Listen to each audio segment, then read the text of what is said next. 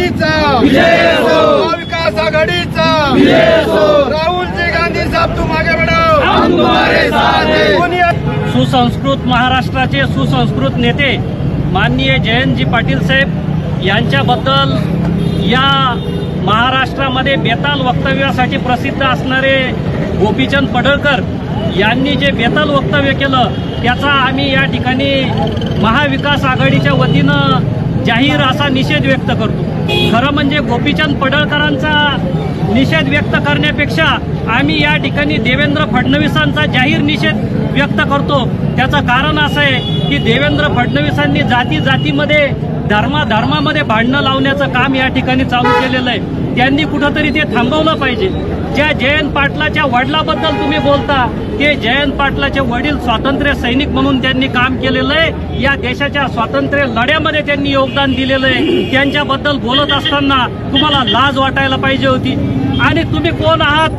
एका बाजूला तुमचं नाव एका मंगळसूत्र चोराच्या यादीमध्ये घेतलं जातं आणि दुसऱ्या बाजूला तुम्ही स्वातंत्र्य सैनिकांच्या कुटुंबाबद्दल स्वातंत्र्य सैनिकांबद्दल जर अशा स्वरूपाचे बेताल वक्तव्य करत असाल तर या ठिकाणी हा महाराष्ट्र तुम्हाला खपवून घेणार नाही।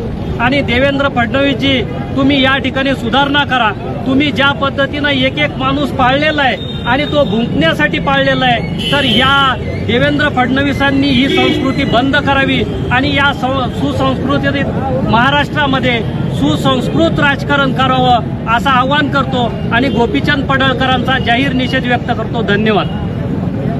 खाली मुंडकं वर पाय, देवेंद्र फडणवीसांचं करायचं काय? खाली मुंडकं वर पाय, निषेध असो निषेध असो निषेध असो, निषेध असो निषेध असो, गोपीचंद पडळकरांचा निषेध असो। जयंतराव पाटील साहब तुम आगे बढ़ो, हम तुम्हारे साथ हैं। जयंतराव पाटील साहब तुम आगे बढ़ो, हम तुम्हारे साथ हैं। चंद्रकांत अन्ना तुम आगे बढ़ो, हम तुम्हारे साथ हैं। डॉक्टर कल्याणराव काळे साहब तुम आगे बढ़ो, हम तुम्हारे साथ हैं। वीडियो देखने के लिए धन्यवाद। ऐसे ही जुड़े रहे हमारे साथ, लाइक करें, शेयर करें और हमारे चैनल खासदार टाइम्स को सब्सक्राइब करें।